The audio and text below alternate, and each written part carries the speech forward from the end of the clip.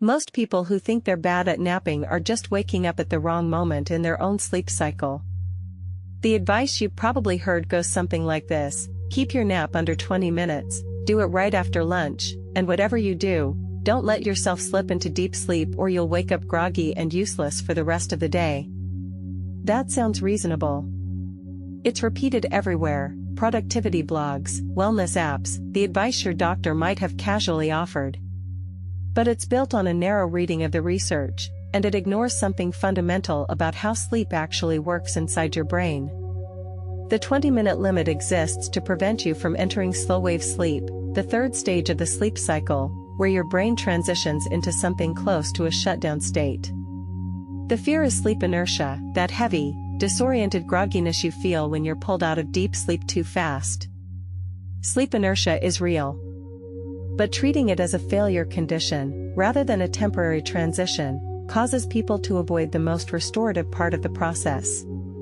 Slow-wave sleep is where your hippocampus replays and consolidates the information you've taken in during the day. A study from Saarland University found that participants who reached slow-wave sleep during a nap performed significantly better on memory tasks afterward, even when researchers accounted for the initial grogginess on waking. They pushed through 10 or 15 minutes of fog, and on the other side, their retention was measurably sharper. The grogginess wasn't a bug. It was the cost of something genuinely useful. Here's another thing the standard advice doesn't tell you. The timing of your nap has almost nothing to do with lunch. It has everything to do with adenosine.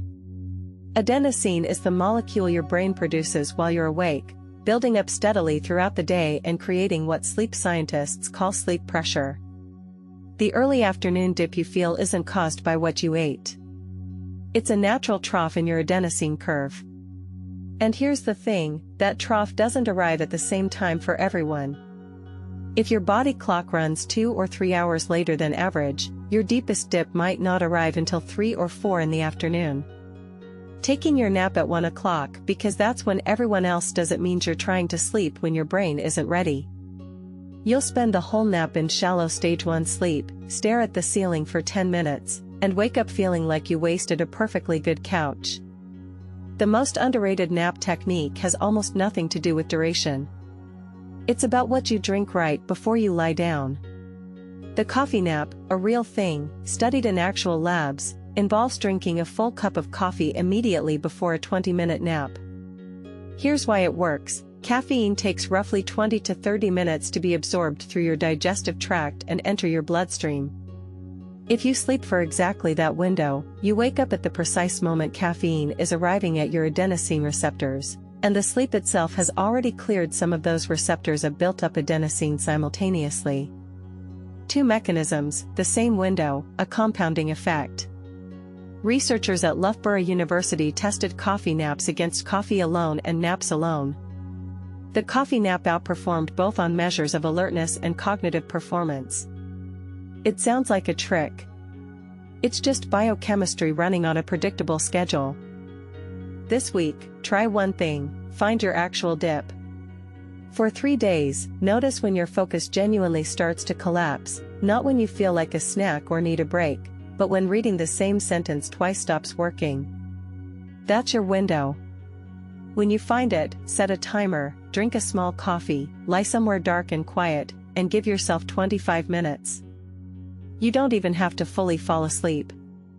Lying still with your eyes closed is enough to lower cortisol and drop your heart rate into something restorative. But if sleep does come, let it. Trust that the fog on the other side is temporary, and that your brain is doing something on the other end of it. Sleep is not a switch. It's a process your brain moves through in stages, and the standard advice was built to fit a tidy recommendation, not an individual human body running its own particular clock. Yours might need something different.